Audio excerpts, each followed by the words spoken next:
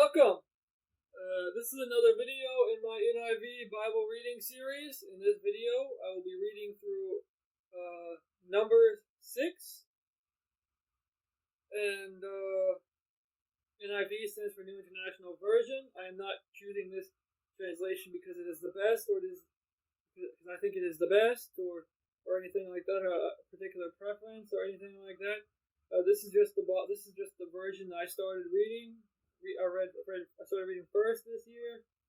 The only other versions I have even read any of, really, like I have any experience with, are like the ESV, and that's right that my church uses, and then I have a New King James Student Bible that's over there.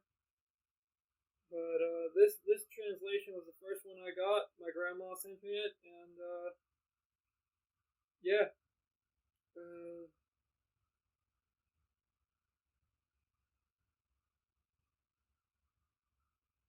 I'll just get into reading it. I guess, but hold on. It's gonna talk about. Okay, it's gonna talk about the Nazarite and how you can and it's gonna talk about the opportunity to give yourself to the Lord for a certain time or whatever. That was a ritual I guess you could do back then during under the Mosaic covenant. So let's get into it. The Lord said to Moses, "Speak to the Israelites and say to them, if a man or woman wants to make a special vow, a vow of separation to the Lord as a Nazarite, he must abstain from wine and other fermented drink, and must not drink vinegar made from wine or from other fermented drink. He must not drink grape juice or eat grapes or raisins. As long as he is a Nazarite, he must not eat anything that comes from the grapevine, not even the seeds or skins. During the entire period of his vow of separation, no razor may be used on his head. He must be holy until the period of his separation to the Lord is over. He must let the hair of his head grow long. Throughout the period of his separation to the Lord, he must not go near a dead body. Even if his own father or mother or brother or sister dies, he must not make himself ceremonially unclean on account of them, because the symbol of his separation to God is on his head. Throughout the period of his separation, he is consecrated to the Lord. If someone dies suddenly in his presence, thus defiling the hair he has dedicated, he must shave his head on the day of his cleansing, the seventh day. Then on the eighth day he must bring 2 doves or 2 young pigeons to the priest at the entrance to the tent of meeting. The priest is to offer one as a sin offering and the other as a burnt offering to make atonement for him, because he sinned by being in the presence of the dead body. That same day he is to consecrate his head. He must dedicate himself to the Lord for the period of his separation. He must bring a year-old male lamb as a guilt offering. The previous days do not count, because he became defiled during his separation. Now this is the law for the Nazarite when the period of his separation is over. He is to be brought to the entrance to the tent of meeting. There he is to present his offerings to the Lord: a year-old male lamb without defect for a burnt offering, a year-old ewe lamb without defect for a sin offering, a ram without defect for a fellowship offering, together with their grain offerings and drink offerings, and a basket of bread made without yeast, cakes made of fine flour mixed with oil, and wafers spread with oil. The priest is to present them before the Lord and make the sin offering and the burnt offering. He is to present the basket of the unleavened bread and is to sacrifice the ram as a fellowship offering to the Lord, together with its grain offering and drink offering. Then at the entrance to the tent of meeting, the Nazarite must shave off the hair that he dedicated. He is to take the hair and put it in the fire that is under the sacrifice of the fellowship offering. After the Nazarite has shaved off the hair of his dedication, the priest is to place in his hands a boiled shoulder of the ram and a cake and a wafer from the basket, both made without yeast. The priest shall then wave them before the Lord as a wave offering. They are holy and belong to the priest, together with the breast that was waved and the thigh that was presented. After that, the Nazarite may drink wine. This is the law of the Nazarite who vows his offering to the Lord in accordance with his separation, in addition to whatever else he can afford. He must fulfill the vow he has made according to the law of the Nazarite. The Lord said to Moses, "Tell Aaron and his sons, this is how you are to bless the Israelites. Say to them, the Lord bless you and keep you. The Lord makes his face shine upon you and be gracious to you. The Lord turn his face toward you and give you peace. So they will put my name on the Israelites, and I will bless them." Good stuff, good stuff.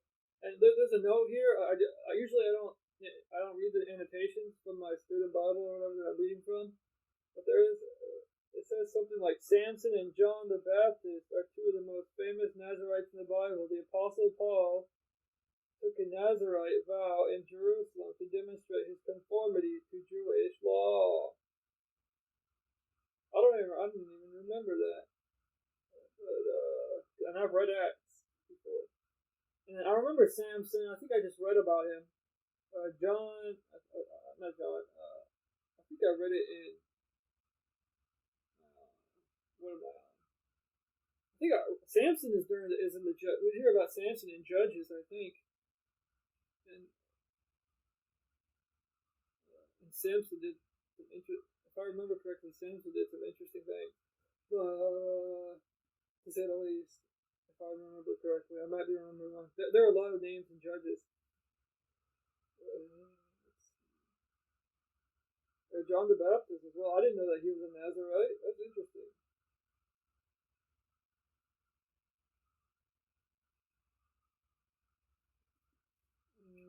I wonder where they got the information from to say to prove that John the Baptist was a Nazarite.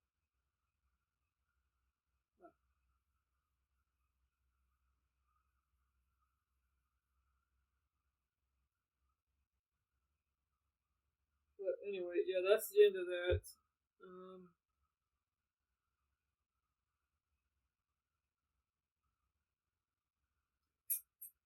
Yeah, I ain't got much to say. If you want to, if you want to comment, leave a comment. If you want to know the Bible, that I don't remember if I talked about it or not. But yeah, the name of my Bible is the Student Bible NIV, the Student Bible NIV version, published by Zondervan Publishing. It's very good. The track reading program is very good.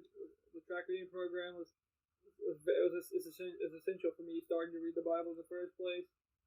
The introductions to the book are good. The introduction to each book in the Bible, I very much value that. The notes are fresh. The table of weights and measures are pretty good, are fresh, you know. And the glossary is pretty nice. And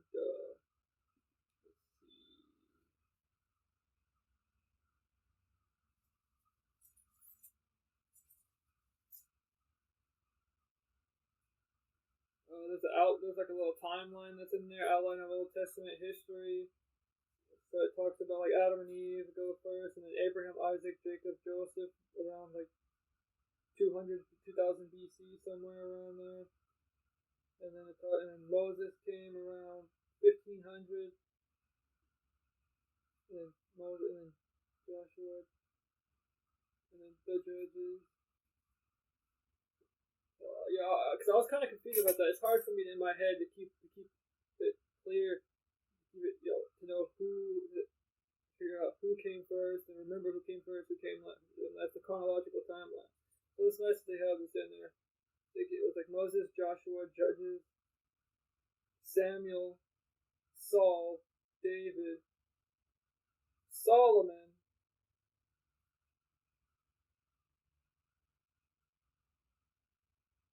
Where's Isaiah? Oh, where's Isaiah?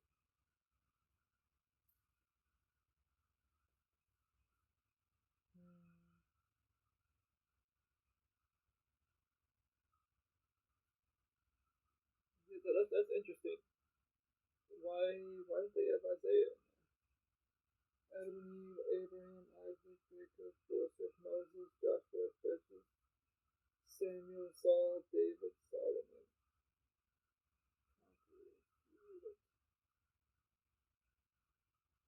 Conquest period of Canaan.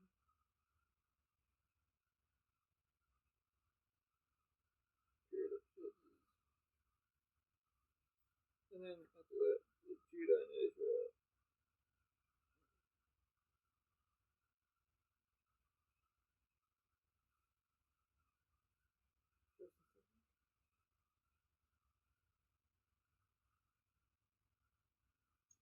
Yeah, so I was curious because I'm reading through Isaiah right now. When did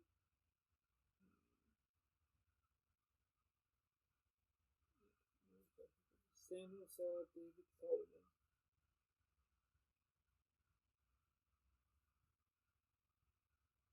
So definitely, I think Isaiah came after David, at least. Oh yeah, because it talks about exile to Assyria.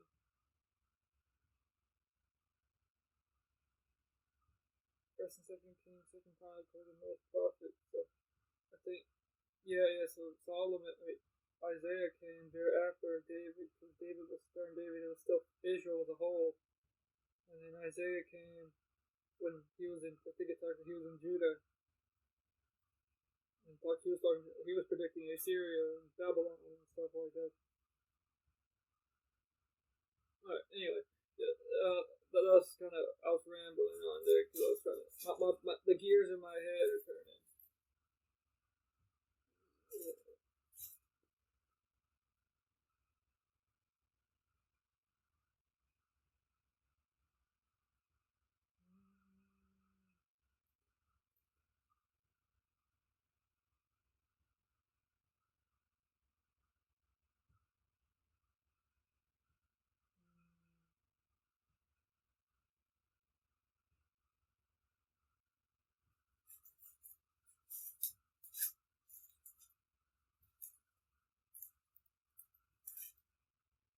Where to find it? I don't know if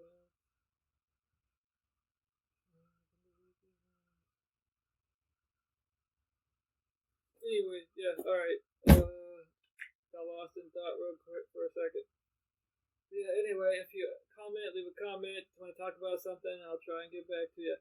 I'm going.